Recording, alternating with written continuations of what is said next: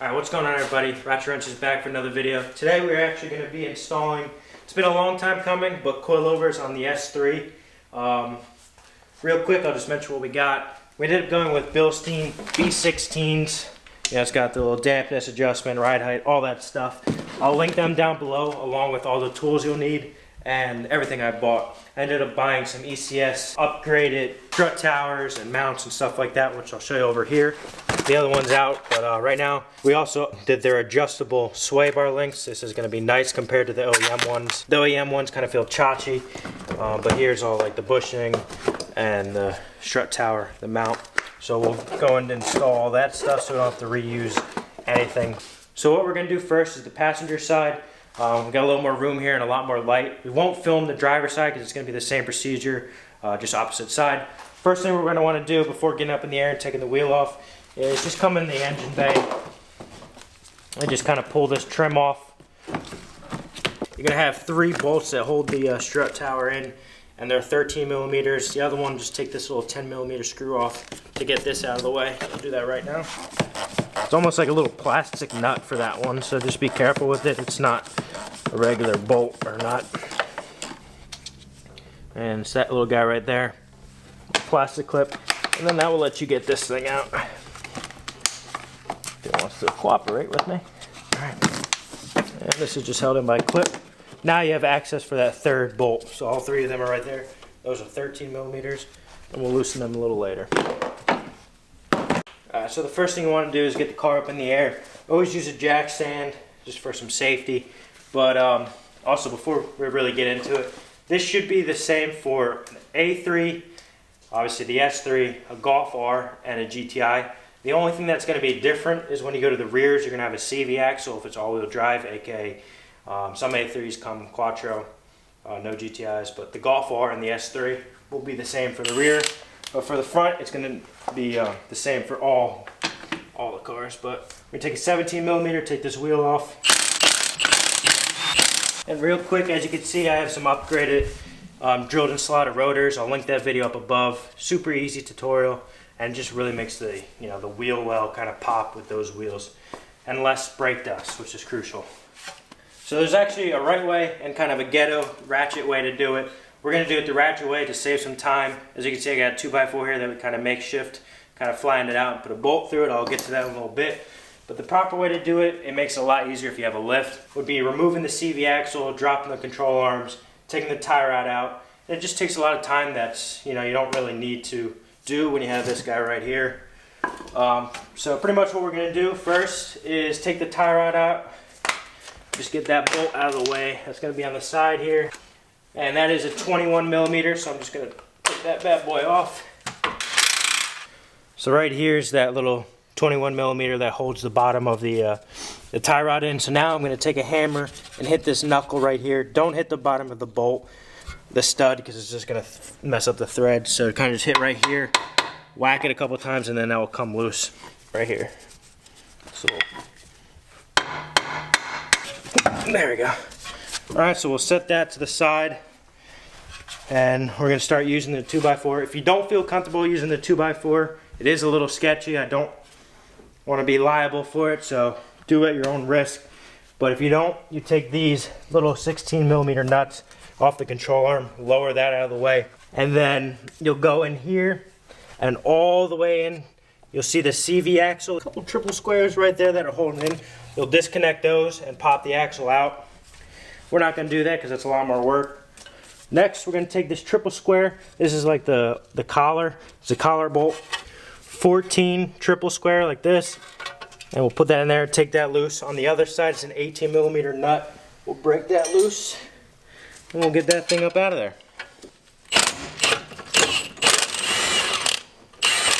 And these, like I said earlier, are going to be one-time use. If you have to reuse them, that's fine. But they are torque to yield, so it is good to really, the proper way to do it is to replace them. Alright, so before we get into using the 2x4 method and getting it out, I want to point out that my car is equipped with the MagRide, the DCC, Dynamic Chassis Control. pretty much kind of change the dampening with the sporty aspect. Your car might not be equipped with it, but mine is. So unfortunately, I didn't want to spend a lot of money and get coilovers that had that DCC built in. So I did a cancellation kit. It's a KW. It was like $300. Once again, it'll be down below. And it'll just kind of trick the system so I don't get any warning codes. Because if you don't cancel out that system, you'll get a lot of errors on the dash, and you don't want that. These German cars are very finicky with that. So we're going to disconnect that here, get that wire out of the way. It goes all the way around, and then we'll be able to kind of slide up, and then we'll just have to do the sway bar, and we'll get going. So now that we got these wires and everything kind of out of the way, the speed sensor, the brake wear sensor, we ended up taking the sway bar link. It was an 18 millimeter, it just kind of goes into the shock itself.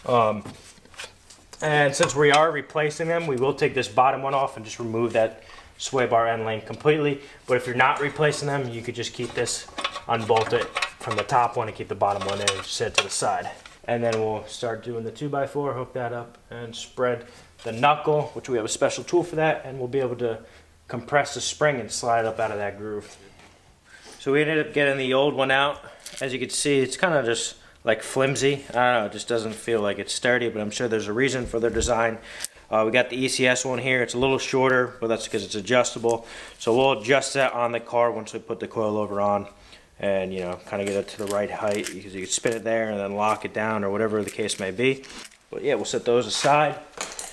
All right, so the only thing that's really holding it in is those 3 bolts, and then the weight of it within the little column here where the pinch bolt goes through.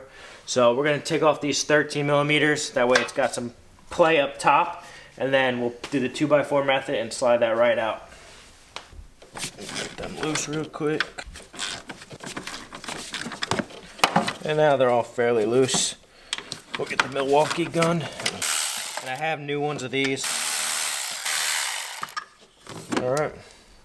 So set those in the trash. Got the new ones. Alright, now this thing should have some play. Yep, so if you come down here, you can see it kind of moves all as one now. So what we're going to do is take our special strut spreader. It's going to spread that column, so you go in this way, and then as you turn it on a ratchet, it'll widen it. So we'll be able to slide this completely out. So we're going to get in there and turn it. So now she's in the open position. So we'll put our 2x4. We ended up drilling a hole in this. I did this a long time ago when we did on my buddy's GTI. And we reused a pinch bolt. And we go right through there. We'll put this through the sway bar like that. And we'll take the other end of that pinch bolt nut and just tighten that up. So if you reuse the same bolts, it's a 14 and then an 18 on the back. You could really use any bolt, but it's good to have the same size so you go right through that sway bar end link opening with ease. So we'll tighten that down. Alright, so we got the 2x4 bolted up, and essentially what this is going to do is we're going to take a jack and jack up the 2x4, and since it's resting on the bottom where the spring sits down on, it will push it up, which will compress the strut and take it out of this groove. You're also going to need to get some penetrating oil or PB blaster just to lube that, because it is in there for a long time. Get that. And this really saves a lot of time, because otherwise we would have to take the axle out and the control arm. That way we push this down to the ground almost to get that up out. The strut spreader bolt back here is in place, so it will allow it to go up and down once we start moving it. But let's get this. This takes a little finesse. It might not be the first time. Make sure your 2x4 isn't cracked, because it will snap. So you just have to be extremely careful. See, as you can see, it's starting to wiggle out now. And pretty much essentially what we got to do is take this up. The whole shock assembly we got to get up out of that little collar. So we'll just jack this up. And now it's starting to turn, so we're going to have to back it up. And kind of just fool with it here and there. So I'll set you guys up on a time lapse, and Wes and I will just kind of go back and forth to get that up and out.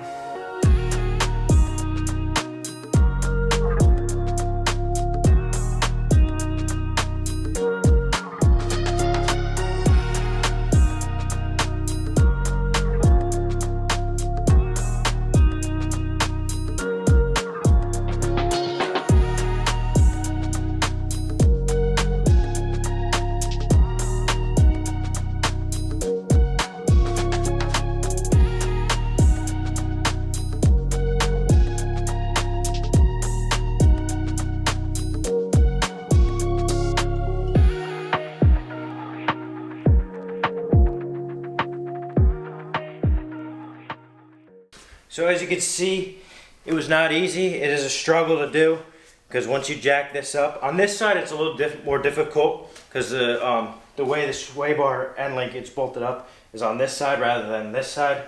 On the driver's side, it's a lot easier to do the 2x4. Unfortunately, the way that the spacing is and the lighting, we had to do the passenger side. So, but this, there's so many videos on how to do it. So Google it, YouTube it, whatever it is. This is a lifesaver right here. Any 2x4 will work. Finally got it out. And I'm gonna save these. As you can see, I was talking about the MagRide. It's down here, it's a little plug. We're gonna be canceling that. This isn't going with Bilstein's without the MagRide. I didn't want to spend the extra $1,000, so we'll set this aside. We'll assemble the new one and we'll put it back in, and then the rears will be so much easier. I can't wait, thankfully. Alright, so we haven't touched any settings or any adjustments on it yet. What I'm going to do to get the bass, I'm going to rotate this to 5. This is the dampening control. This is all by personal preference, so if you want it harder, softer, whatever, but I'm going to do 5 just to figure out what I like. Like I said, I got new ones of these. You could reuse the old ones, which means you're going to have to disassemble the shocks, the strut, the whole assembly, and you'll need some spring compressors, but odds are they're worn. So what you're going to do, let's take this off. I'll give you nice new bolts, a little washer or nuts. You're going to put this little guy, actually, you know what, before we even do that, I'm going to set this up. So here's a notch. Around this whole thing, there's one little notch. And then on the top mount, the hat, there's a notch here. That lines up just like that, right in the middle of it, just like so. That's the way it has to go. And then when you're installing it, triangles don't line up with all bolts, so you have to kind of get it lined properly. So that notch and hole goes towards the engine. So this would be the outermost, bolt. This would be the back one. This would be kind of like the front towards the engine. So this always goes towards the engine. Now we're just going to assemble it like so. We'll get all the proper torques and everything in a little bit, but we're just going to put it on here. Put the washer, the nut, it's a lock nut. I believe it's a 22, so we'll tighten that down. But pretty much going to assemble like that. So now, why I'm going to adjust this, I'm going to pretty much adjust this on the car. I'm going to take my spanner wrenches, and I'll just break this loose real quick, just so I give an idea. Just broke that loose. Okay. So this bottom one is the lock. This is a different style setup from a lot of other companies where this isn't the lock, but in this case, this is the lock, so just let that free. And I kind of want to do maybe 6 threads up. You can measure by, a tape measure or whatnot, but I'm going to just do by threads. So I'm going to thread this up to 6. That'll kind of give me a little bit of leeway, and then once I get on the car and the strut kind of settles in and compresses, I'll be able to adjust it accordingly. So I'm going to get that in 6, and then I'm going to lock it up. Let me just see what I'm at. 1, 2, 3, 4. I'm going to go a couple more. You could get really precise with it, like I said, with a tape measure and tape and all that, but I'm just going to do 6. Perfect. So I'll tighten this up, get that to the right torque, and we're going to put it in the car. And we'll put the wheel on, pretty much a reverse procedure. We'll time lapse it for that. And it's going to be a lot easier going in because it's not as long. It's obviously compressed. So it's going to be, we don't need that 2x4 anymore. It should just kind of drop in. We'll lube this up to get it in there, in that collar, nice. But since that was over here, I want to show you what I was talking about in the back. So what I was explaining, what you weren't really able to see on camera, this spreader tool kind of just goes in this groove right here, and as you, hold on, let me get this on it. Once you kind of spread it, hold on, I went around too much. You'll leave that in there. Now that really kind of opened that up, which allows that, the whole suspension to go in and out. Yes, it's a little rough to do. We had to kind of hit it to, kind of break it loose. Not going to be the end of the world. It's not going to be, it's not interfering with anything, but that just spreads that. And then once it's in place, you'll take the spreader and you'll just get it on there, kind of lock it back in place, and then we'll kind of compress it a little bit, but the real compression will be that, the pinch bolt that goes through with that triple square and then the 18mm nut, and that will lock that in place. So let's put the new one in and get right to it.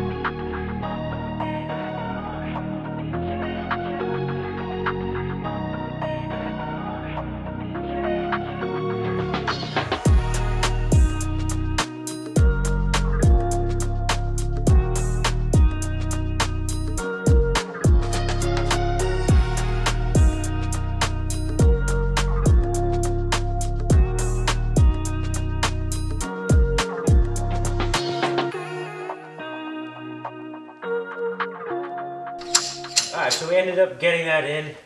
We were tapping the side of the collar here just to kind of jolt it inch by inch. But lube, PB Blaster, whatever you got is your friend. Now that it's in, we're going to take our new bolt that we just opened up and our new nut. This is the 14 triple square and then the 18 millimeter. Slide that through. It's called the pinch nut. I'll put down below a write-up that ECS Tuning did. Has all the torques. It has pictures, step-by-step instructions, just in case you don't want to watch and you're a reader. We'll put that down low and I will tell you how to do it. But yeah, we're going to tighten those up. It also does all the torque specs, so you'll be able to see that. That, and then we got our DCC cancellation right here. Just probably like a little module inside there, and this plugs into the connector that went to the shock slash strut.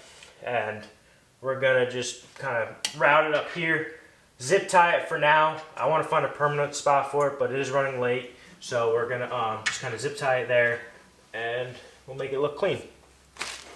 Alright, so you saw us install the passenger side. We actually just ended up finishing the driver's side. They got to settle a little bit. I have them at the lowest possible setting. So I just want to reiterate to go down to lower the car, bring the height adjustment and the locking collar all the way down. It's not going to look like that. It is in the air a little bit. And like I said, they have to settle. But the driver's side is more what it looks like.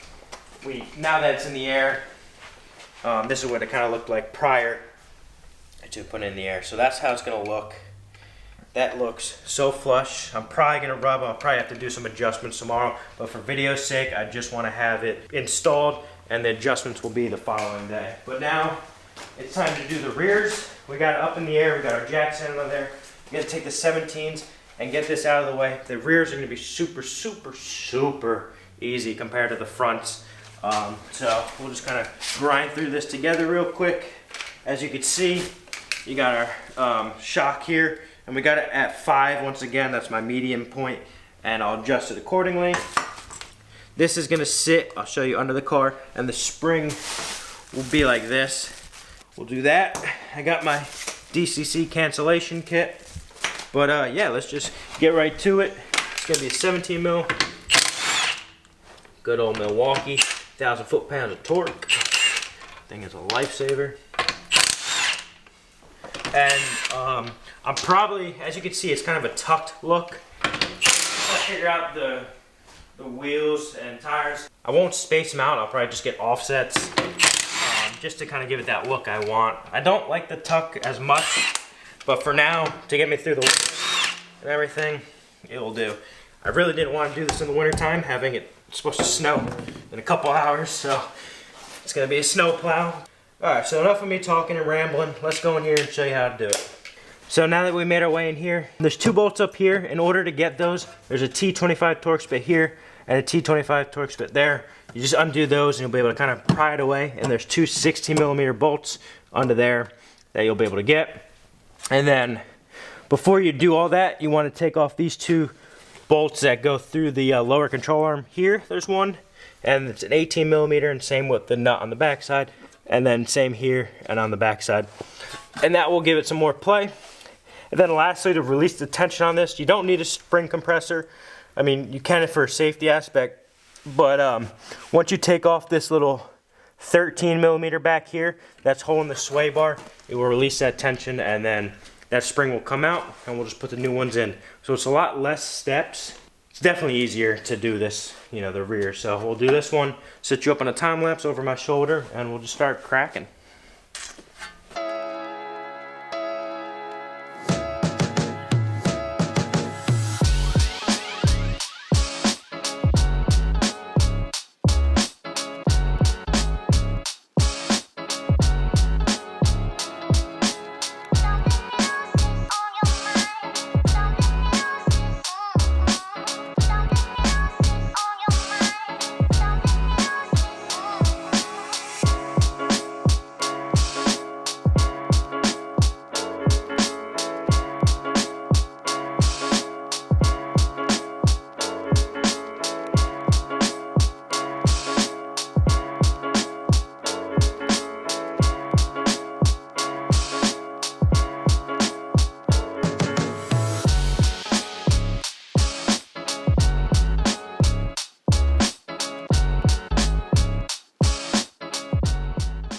Alright, so here's the old one right here. This is going to be the new one. I went ahead and put the ECS top mount on, and then here's the other cancellation kit. As you can see, this one's equipped with it here. So this will just kind of plug into that harness, which connected to this, and just kind of zip tie it out of the way. And then we'll pretty much do the reverse procedure. Throw this in the trunk. This thing was also in the way. It's just one 13 millimeter. Not exactly sure what that is. I have to look into it a little more. But 13 millimeter, and you can just slide out of the way, and it'll be able to get that top 16. So now it's just the reverse procedure.